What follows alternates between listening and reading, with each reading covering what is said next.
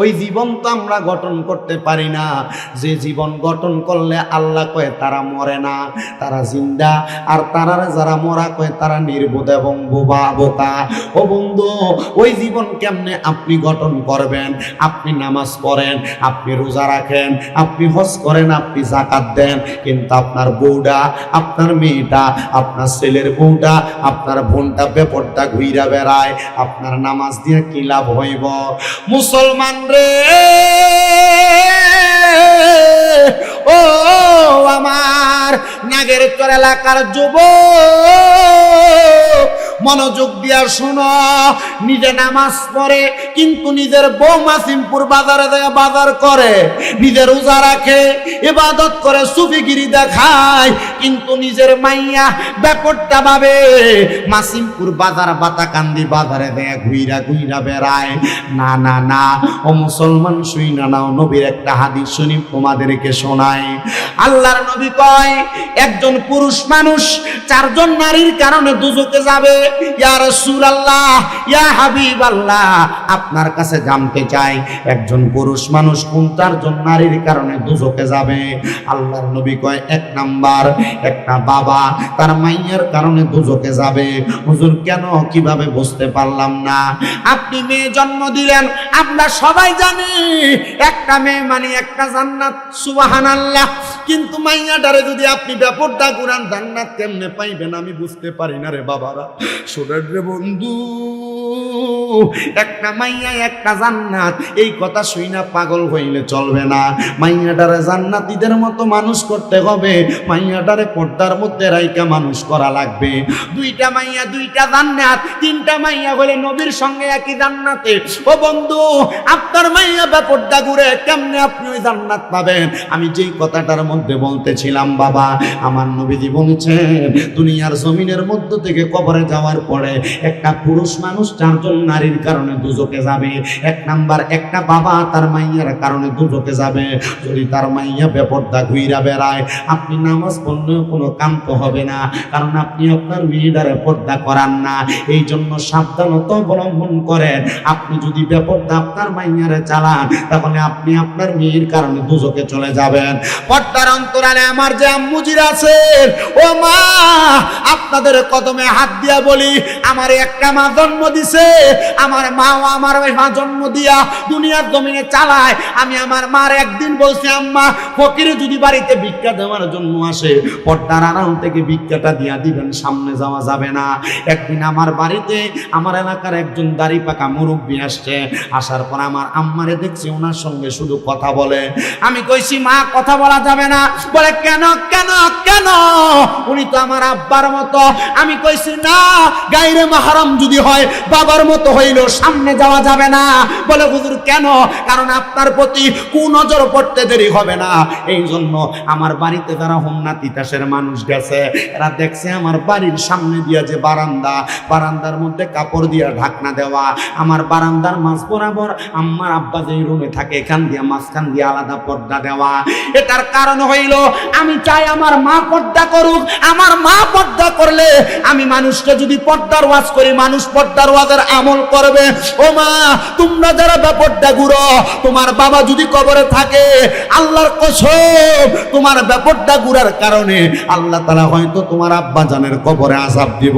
এজন্য সাবধান, কোনো পরপুরুষের সামনে তুমি তোমার চেহারাটা লইয়া যাইও না, তোমার দেহটারে দেখাইও না।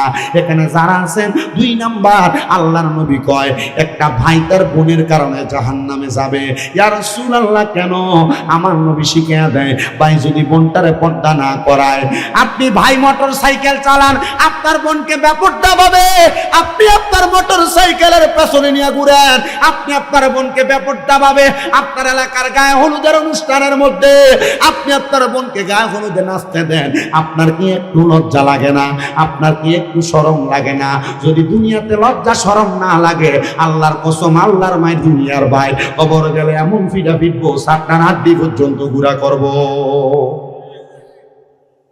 কষ্ট হইতে সামনে না? আল্লাহর নবী কয় 3 নাম্বার, এখানে যারা বিয়াত আছেন, এবার আপনারা শুনেন, একটা স্বামী তার স্ত্রীর কারণে দুজকে যাবে। ইস, মাইকটার বাড়িটা একটু বন্ধ করো, বাড়িটাতে এটা একটু বন্ধ করো, হালকা সাউন্ড ঠিক আছে। সবুজ মাইক তিতাসের এই সাইডটা দিয়ে সেরা, আমি ওয়াজ করে মজা পাইছি।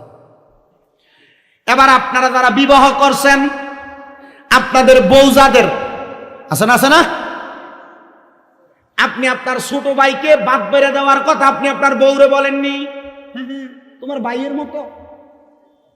কিসের মতো? ভাইয়ের মতো আপনি বলতেছেন। আর আল্লাহর নবীর হাদিস শরীফ পয়রা পাইলাম, নবী আমার শিখিয়ে দেয় একটা ভাবির জন্য তার দেবর হইল কালসাপের মতো। কিসের মতো? কালসাপ কামড় দিলে মানুষ যেমন ভাবে মারা যায়, একটা ভাবি তার দেবরের চোখের সামনে পড়লে এমন মৃত্যু সমতুল্য। ইয়া রাসূলুল্লাহ, তাইলে একটা ভাবি কি তার দেবরের সামনে যাবে না? আর আমনের বউয়ের আমনের দেবরের লগে ফাটান ডাক্তার দেখাইবার লাগিয়া কি কথা বলে কেন? দেবরের সাথে ভাবি একসাথে বিয়ার মধ্যে গায়ে হলুদে নাচে, আজব বিষয়। আমাদের সমাজ এটার কিছুই মনে করে না, কিন্তু আমাদের সমাজের মানুষ জানে না এমন একটা বিষয়ের জন্য দুজকি বিডিএত কই হুজুর দাওয়াত দিছস কোন ফোনটা? আর এই হুজুর দাওয়াত দিছ আমরার কাছে কালেকশনের লেগে যায়, দেন তোরারে। আমি কই আম্মু জিরা গো, আপনার পায়ে আমি হাত দিলাম, ছেলের মতো মনে করবেন। আমি চাই না আমার এই তিতা শুননা এই অঞ্চলের কোনো মা দুজকে যাক, আমি চাই না সোনার বাংলাদেশের কোনো মুসলমান মহিলা দুজকে যাক। এই জন্য আমি আপনাদের কাছে ওয়াজটা কইরা দিয়া যাই। এবার আপনারা যারা বেড়াইতেছেন, আপনারা বউরে আপনারা পর্দা করাইবেন কি করাইবেন না আপনাদের বিষয়।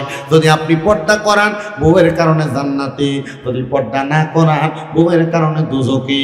ও বন্ধু, এবার আল্লাহর নবীর হাদিস কইরা দেখলাম, নবী আমার বুঝাইছে শিখাইছে একটা সন্তানের কারণে, একটা মায়ের কারণে সন্তান দুজকে যাবে।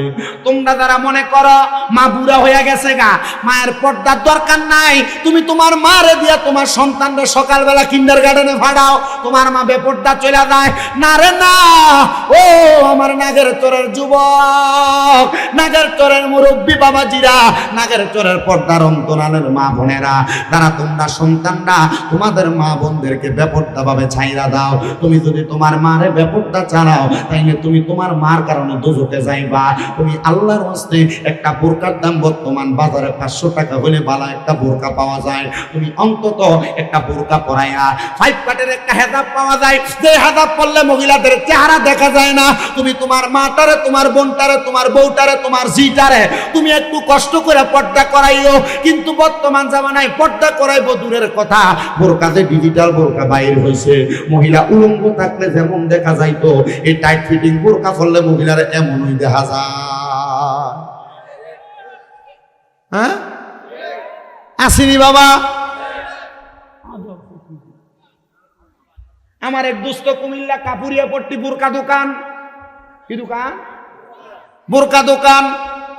আমি একদিন তার দোকানে রৌদ্র হওয়ার কারণে রমজান মাসে যেয়ে বসলাম, দেখলাম নতুন নতুন বোরকা সুদিত আছে। আমি কইলাম দোস্ত রে, তোর দোকানে দি সুন্দর বোরকা।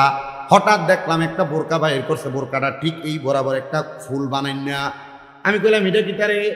কয় ভাইয়া এটা অন্য কিছু না, এটা সামান্য একটা স্টাইলার ডিজাইন।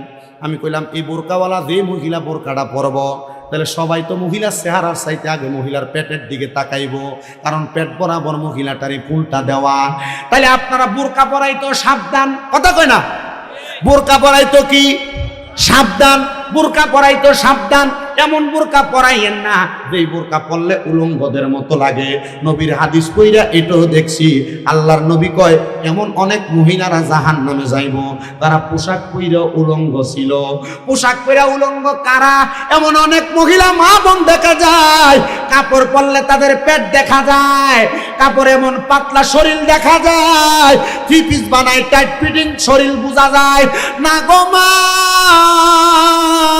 জান্নাতে যাইতে চাইলে এমন পোশাক পরিহার করো, কারণ নবীজির শিক্ষা ওই মহিলারা দুজকি যারা কাপড় পইরা উলঙ্গ, যারা পোশাক পইরা উলঙ্গ। এবার চিন্তা করে দেখো পোশাক পইরা উলঙ্গ কোন মহিলারা। আল্লাহর দোহাই মুসলমান ইমানদার, হে যুবকের দল, হে মুরব্বী বাবারা, যুবক নওজোয়ান মায়েরা, আপনাদের কাছে আমি করজোরে আবদার করি, আপনারা আপনাদের মা বোনদেরকে একটু পর্দাটা এমনি সুন্দর করে করাইবেন। যদি আপনি করাইতে পারেন, আল্লাহর কসম, আল্লাহর কসম, আল্লাহর কসম, আপনি একজন নাজাতপ্রাপ্তদের অন্তর্ভুক্ত হবেন। আরেকটু মনোযোগ দেওয়ার চেষ্টা করেন। আমরা সমাজে আপনার মেয়েকে দেখবেন এমন স্টাইল করে চলে, আপনার স্ত্রীকে দেখবেন এমন স্টাইল করে চলে, আপনার বোনকে দেখবেন এমন স্টাইল করে চলে। আল্লাহর নবী রহমাতুল্লিল আলামিন নবী বলেন, আমি মেরাজের রজনীতে এমন কিছু মহিলা দেখেছি যাদের চুলের মধ্যে ধরে তাদেরকে জাহান্নামের আগুনের মধ্যে সেক দেওয়া হচ্ছে। মুখের গিরিল খান নাম না গিরিল, এটা কি ডাইরেক্ট আগুনে ফিরালা না আগুনটা একটু নিচে থাকে? হিট, হ্যাঁ, কি সুন্দর করে হিট দেয়, ডুলে বসে। গ্রিল যেমন বানায়, নবীর হাদিস থেকে শিখলাম, এমন অনেক মহিলাদের চুলের মধ্যে ধরা আগুনের মধ্যে জাহান্নামের আগুনে লটকে রাখা হয়েছে। কেন? কারণ কি? বলে কারণ হইল এই মহিলাদের 3 স্বভাব। কয় স্বভাব? 3 স্বভাবের মহিলা। আমার আজকের মাহফিল স্টেজে ওঠার আগে একজন কয়, হুজুর ওয়াজ তো সব জায়গায় করেন, বেরিয়ে একটু হেদায়েত করে দিয়া যায়েন। এটা আমি এখানে আসার পরে বুঝতে পারছি, মহিলারা রাস্তা দিয়ে অবাধভাবে চলাফেরা করতেছি। আবার দেখলাম মহিলারা রাস্তা দিয়ে অবাধভাবে মাথায় ঘুমটা নাই নিজে চলাফেরা করতেছি। চিন্তা করলাম এই ওয়াজটা নাগের সোরের জন্য বেশি জরুরি। বাদান আমার ওয়াজ তো সব জায়গায় শোনেন, আপনাদের বলরামপুর তিতাসের এলাকায় অনেক মাহফিল আমি করে গেছি, কিন্তু বাবা এই ওয়াজটা আপনারা একটু কাজে লাগানোর চেষ্টা করবেন। আল্লাহর নবী কয় মহিলাদেরকে দেখলাম চুলের মধ্যে দইরা আগুনের মধ্যে সেক দেওয়া হচ্ছে। ইয়া রাসূলুল্লাহ, কেন? বলে 3 কারণে। নবী আমার রহমতের নবী বলে, 1 নাম্বার, ওই মহিলাকে আগুনে সেক দেওয়ার কারণ হইল মহিলা নিজের স্বামী এবং সন্তানকে গজব দেয়, মহিলা তার স্বামী এবং সন্তানদের অভিশাপ দেয়। দেখবেন অনেক মা বোনেরা সন্তান ছোটখাটো কোনো অন্যায় করলে এমনি ভুলা ফেলে আল্লাহর গজব ফুরুক করে পড়ে। জামাই কোনো অন্যায় যদি ছোটখাটো ভুল বিয়াদবি করে স্বামীর অভিশাপ দেয়, আল্লাহ তোর বিচার করব, এমন কথা বলে কি বলে না? 1 নাম্বার কারণ হইল মহিলারা তাদের স্বামীরে অভিশাপ দেয়, এটা হলো 1 নাম্বার কারণ। 2 নাম্বার কারণ, ওই মহিলা যারা দুজকের মধ্যে জাহান্নামের আগুনে সেকপ্রাপ্ত হইতেছে তারা হইল অর্ধ উলঙ্গ মহিলা, যারা পোশাক পরছে তবুও তাদের শরীর দেখা গেছে। 3 নাম্বার, ওই মহিলা যাদের মাথার চুলগুলা ছিল উটের কুজের মতো। বলে হুজুর কেমনে? দেখবেন মাথার বানতেছে, চুল বানতেছে, মাথার মধ্যে কত সুন্দর করে মুখোশ লাগাইছে, মুখের মধ্যে মাথার চুলটি মাথার এই পিছের দিক দিয়ে কোঁচা দেখা যায়। আসি গরুর ফুট দিয়ে এটা ফিডের উপরে থাকে, এটা আপনারা কি কন? সুডি। কি কন? সুডি বলে, কোন এলাকায় কুজ বলে, কুজ। এই সুডি এবং কুজ আল্লাহর নবী কই মহিলাদেরকে দুজকে দেখলাম যাদের মাথার চুলগুলো ওটার কুজের মতো।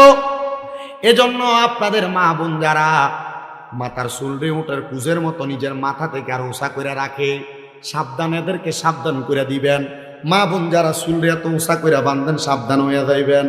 খোফা বাঁধেন ঠিক আছে, খোপার চুল যেন নিচের দিকে থাকে, উপরের দিকে যেন ওটার কুজের মতো না থাকে। আপনারা মা বোনেরা দুজকের মধ্যে যাবেন, দুজকের মধ্যে। আসেন আমি আপনাদেরকে একটা সুন্দর কথা শোনাই। বলখ নামক এলাকা, যেই বলখ এলাকার মধ্যে বড় বড় আল্লাহর ওলিদের জন্ম। একজন বড় আল্লাহর ওলি, দিনার নাম হযরত আব্দুল্লাহ মারুফ বলখি রহমতুল্লাহ আলাই। সুবহানাল্লাহ পড়েন না? সুবহানাল্লাহ। হযরত আব্দুল্লাহ মারুফ ওই বলকের একজন বড় আলেমে দ্বীন। উনি বলে, আমি একদিন ফজরের নামাজ আদায় করে মসজিদের মধ্যে অবস্থান করতেছি। ফজরের নামাজের পরে একটা নফল ইবাদত আছে। এই নামাজটার নাম কি বাবা? এশরাকের নামাজ। মাশাআল্লাহ, পড়েন কি নামাজ? এশরাকের নামাজ। বলেন কি নামাজ? এরা কইতেছে না, এরা চিন্তা করে হুজুর আমরা 5 ওয়াক্ত নামাজ হইতো পড়ি না, আমরা ইশরাক করাম কোন সময়? না রে মুসলমান, না। 5 ওয়াক্ত নামাজ ছাড়া আরো অনেক নামাজ আছে। ইশরাকের নামাজ আছে, চাশতের নামাজ আছে, মাগরিবের পর আওয়াবিনের নামাজ আছে, ফজরের আগে তাহাজ্জুদের নামাজ আছে, এমন অনেক সালাতুল হাজতের নামাজ আছে, সালাতুল ইস্তেসকার নামাজ আছে, এমন অনেক নামাজ আছে যেই নামাজ পড়লে আল্লাহ তাআলার অসংখ্য নিয়ামত, অসংখ্য বরকত পাওয়া যায়। আমি শুনলাম আশেপাশে কোন হুজুর নাকি আয়া কইয়া গেছে যে তোমরা যে খতমে ইউনুস পড়াও, এই খতমে ইউনুস এটি কই পাইছো তোমরা? আল্লাহর কসম, যারা সমাজের মধ্যে এমন ফিতনা তৈরি করে এরা আলেম না, এরা শয়তান। আমি অবাক হয়ে গেছি, খতমে ইউনুস হইছে কই?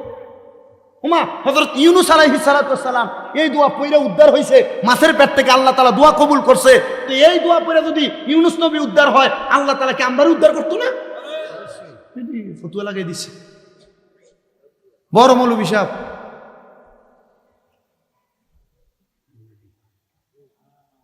এবার আপনাদেরকে আমি একটু ওয়াজটা করে শোনা, একটু মনোযোগ দেন। কষ্ট হইতেছে আপনারা?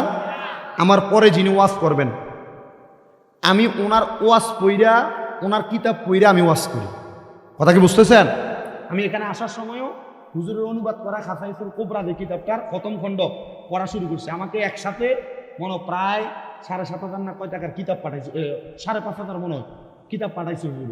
আমি একটা একটা করে ধরে পড়তেছি, কারণ এই ওনার লিখিত সবগুলা কিতাব যদি কেউ পড়ে, এর সামনে আইসা কোনো বাতিল ফেরকাও কথা বলতে পারবে না, নাস্তিক বেঈমানও কথা বলতে পারবে না। আপনি কথা বুঝতে পারছেন? ওনার যে সহিহুল বিহারি একটা কিতাব আছে, 6 খণ্ডের কিতাব, এই কিতাব যদি কেউ পড়ে আলহামদুলিল্লাহ ভালো আলেমদিন হয়ে যাবে। এর কাছে অনেক মাসালার সমাধান থাকবে। এই মাওলানা শহীদুল্লাহ বাহাদুর বাড়ি কি দূরে না আপনার এলাকা? কথা কই না কে? বাড়ি কি দূরে না এলাকা? তো এলাকাত বাড়ি সিটাং থায় আর কি, হাইতে একটু খরচও বেশি, হাতিয়ে বাড়াই দিবেন। আর আমরা তো একটু ওনারে বাড়াই দিলে লাভ হইব, উনি কিতাবাদি লেখে, ওনার খরচ বেশি। আমরা ওনাদের বই পড়ে পড়ে আমরা ওয়াজ করি। তো যেই কথা ছিলাম, বলক এলাকার সবচাইতে ভালো একজন আলেম দিন, খুবই নিচক এলেম ওনার, হযরতে আব্দুল্লাহ মারুফ কারকিওয়াল বলখি। উনি প্রথম থেকে ধর্মে ছিলেন খ্রিস্টান ধর্মের। কোন ধর্মের? খ্রিস্টান ধর্মের। আল্লাহ তাআলার কোরআন, রাসূলের হাদিস তার এমন ভাবে তাসির করছে, সে ইসলাম কবুল করছে। তার মা বাবা প্রথম সময়ে ইসলাম কবুল করার কারণে তারে যদিও তার এলাকা থেকে, তার পরিবার থেকে আলাদা করেছে, কিন্তু কিছুদিন পরে তারা আবার তার বাড়ির মধ্যে তারা গ্রহণ করে নিছে। আব্দুল্লাহ মারুফ কারকি বলেন, একদিন আমি ফজরের নামাজ পড়া ইশরাকের নামাজের জন্য অপেক্ষা করতেছিলাম।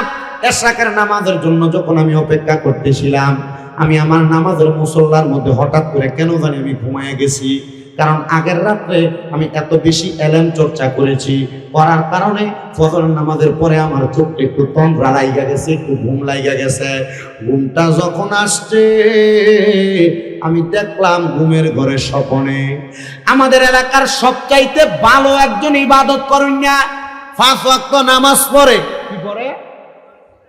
5 ওয়াক্ত নামাজ পড়তো, রোজা রাখতো, হজ যাকাত দান সদকা সবই করতো। উনি দুনিয়ার জমিনের মধ্য থেকে ইন্তেকাল করার পর আমি কবরের মধ্যে দেখলাম উনি জাহান্নামের আগুনের মধ্যে, ওনার পেটের নাভি থেকে পায়ের নিচ পর্যন্ত আগুনে জ্বলতেছে, আর ওনার নাভি থেকে তালু পর্যন্ত ওনার ভালো দেখা যায়। আমি ওনাকে এমন স্বপ্ন দেখা বড় অবাক হয়ে গেলাম। অবাক হওয়ার কথা না?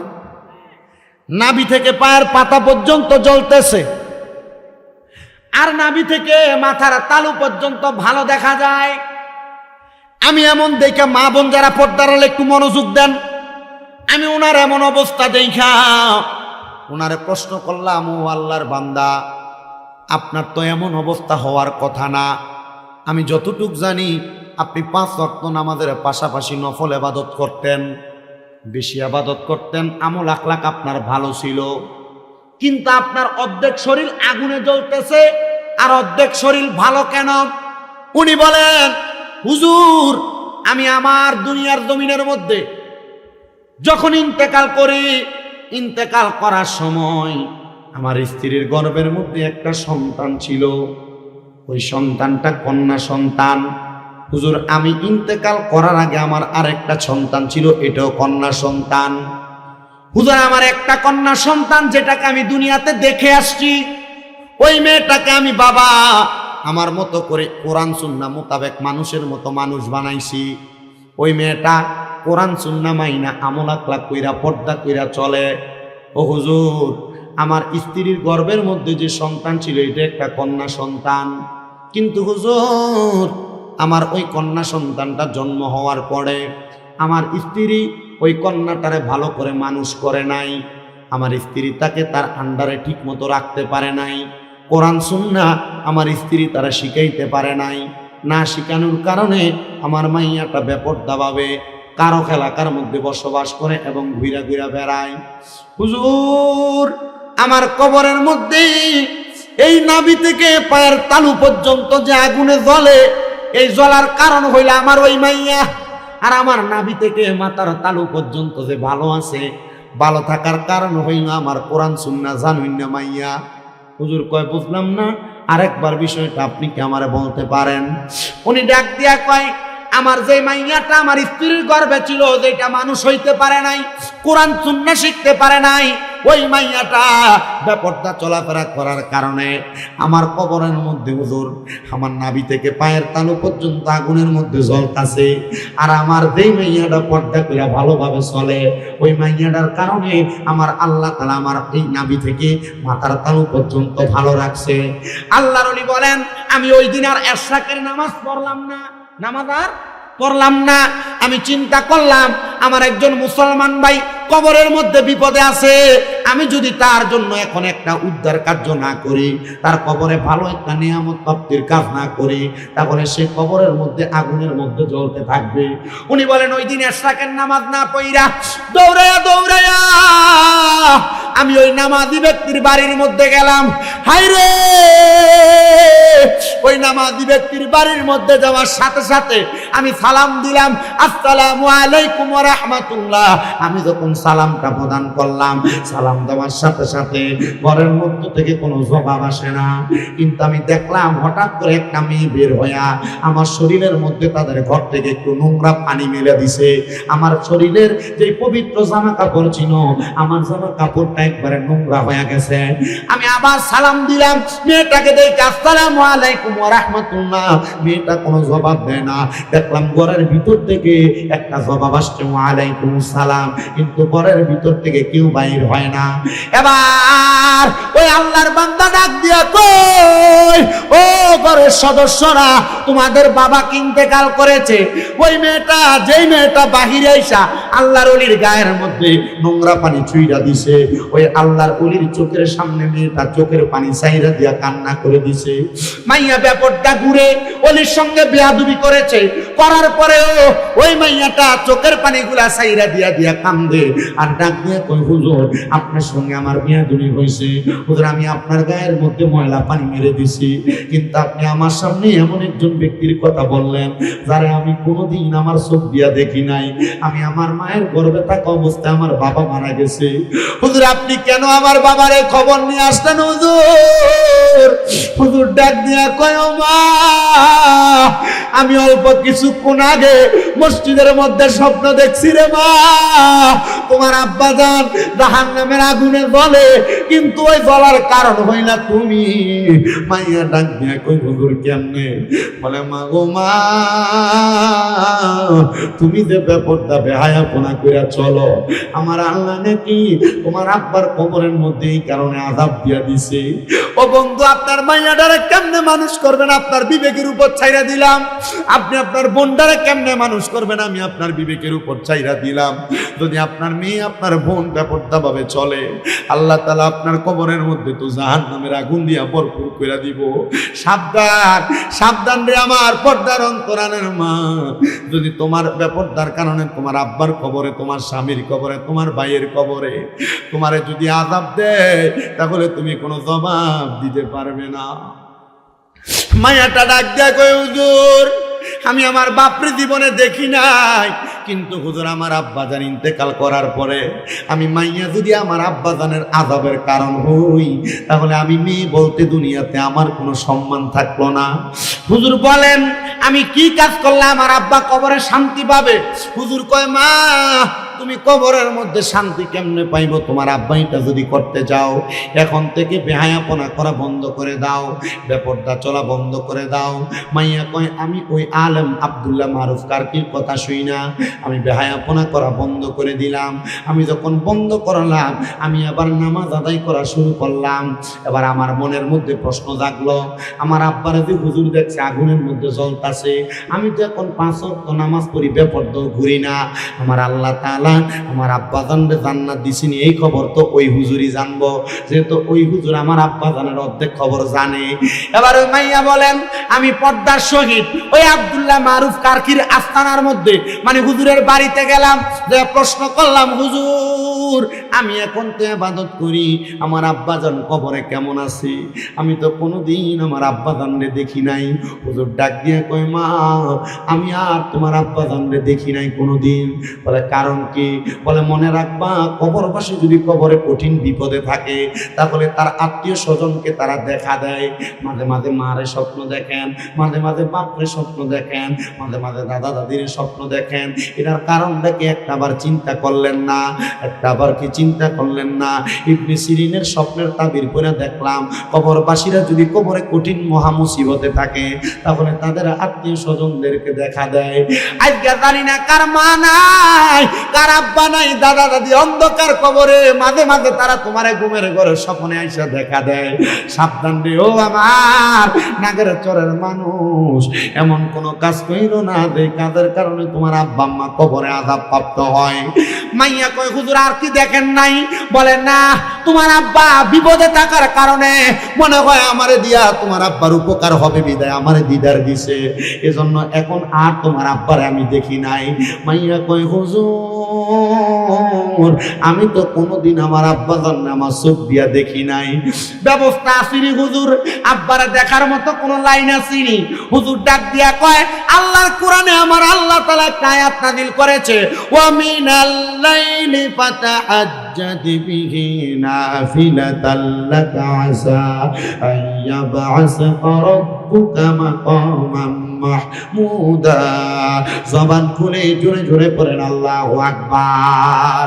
আল্লাহু আকবারের আওয়াজটা আসতে হইছে, আর জবান খুলে উচ্চ কণ্ঠে জোরে পড়েন আল্লাহু আকবার।